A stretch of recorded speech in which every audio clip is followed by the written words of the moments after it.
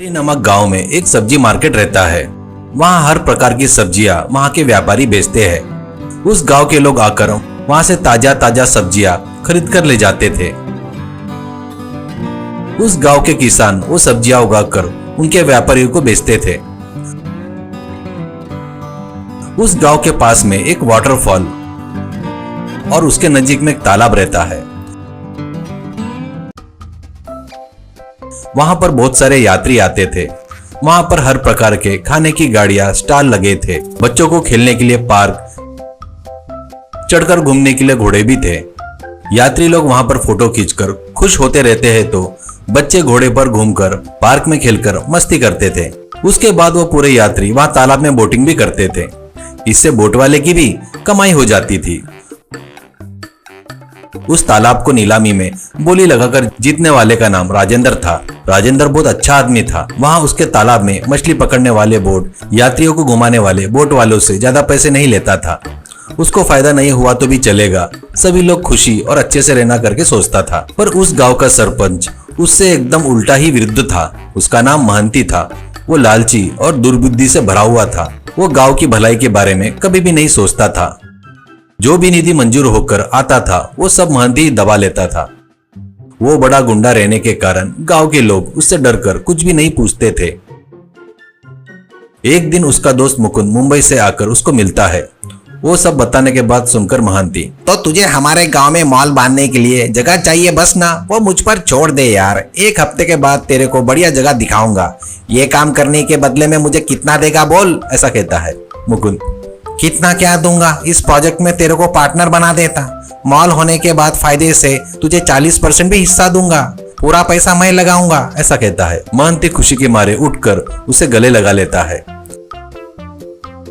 अगले दिन वो अपने चमचों के साथ वेजिटेबल मार्केट में आता है और महंती, ए सब लोग ध्यान से सुनो, तुम कब से यहाँ पर मार्केट में यार्ड बनाकर दो करके बोल रहे थे ना, वो सैंक्शन करा लिया मैंने। अब तुम 6 महीने तक ये जगह खाली करके दूसरी जगह पर कहीं तो भी व्यापार करो। 2 दिन में कंस्ट्रक्शन वर्क शुरू करना है, जल्दी खाली कर दो, ऐसा कहता है। वहीं पर खड़ा राजेंद्र, क्या जी झूठ बोल रहे हो? किसको धोखा देने के लिए आए हो? तुम यहाँ पर किसी के साथ मिलकर यहाँ पर मॉल बांधने जा रहे हो, हमको पता चला है। सच है ना? ये बड़ा अन्याय है। बेचारे ये सब अब कहाँ जाएंगे? महंती, ए तू बेमतलब की उंगली मत कर, तेरा काम तू देख ले, ऐसा कहता है। एक व्यक्ति, ये क्या जी, उन्होंने पूछा है ना, उसका जवाब दो। तुम हमको ऐसे यहाँ से खाली कराए तो कैसे?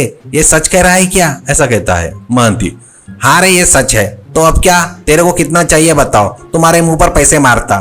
नहीं बोले तो तुमको मेरे बारे में पता है ना, बुलडोजर चढ़वाकर खाली करवा दूंगा, ऐसा कहता है। एक व्यक्ति, तो ठीक है, कितना देते तुम बताओ, ऐसा कहता है। महंती, कितना बोले तो जितना सरकारी रेट होगा उतना देता। यहाँ पर 1 गज का 4000 रुपए है, उतना ही दूंगा मैं, ऐसा कहता है। राजेंद्र, क्या 4000 देते क्या?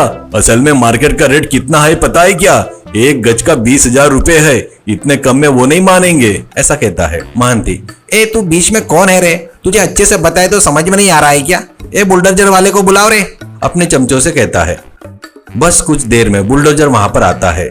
वो लोग कितना भी चिल्लाए तो भी ना सुनते हुए वो बुलडोजर उस मार्केट के दुकानों को, गाड़ियों को तहस नहस कर देता है। वो देखकर सभी व्यापारी दुखी हो रहे थे। तो राजेंद्र, तुम चिंता मत करो, वो यहाँ पर मॉल कैसे बनाता मैं देखूंगा। तुम लोगों से केस डलवाकर कोर्ट में जीतूंगा। तब तक तुम लोग मेरे तालाब में नाव पर रखकर सब्जी पाला बेचो। तब अपने गांव वाले ही नहीं, आने वाले यात्री लोग भी खरीदेंगे। इससे तुमको ज्यादा पैसे मिलेंगे, ऐसा कहता है। एक व्यक्ति, वाह राजेंद्र जी, आपका दिल कितना बड़ा है। हमारे लिए इतना अच्छा कर रहे हो, हमको सबको खुशी हो रही है। आप भगवान हो। कश्मीर में लेक में कैसे बेचते हैं वैसे यहाँ पर हम भी बेचेंगे, अच्छा रहेगा, ऐसा कहता है। ऐसे उस दिन से वो लोग बोट पर सब्जियां रखकर उस तालाब में बेचने लगते हैं। गांव वाले किनारे पर रखे बोट पर खरीद रहे थे तो यात्री तालाब में घूमते हुए बोट पर से खरीद रहे थे।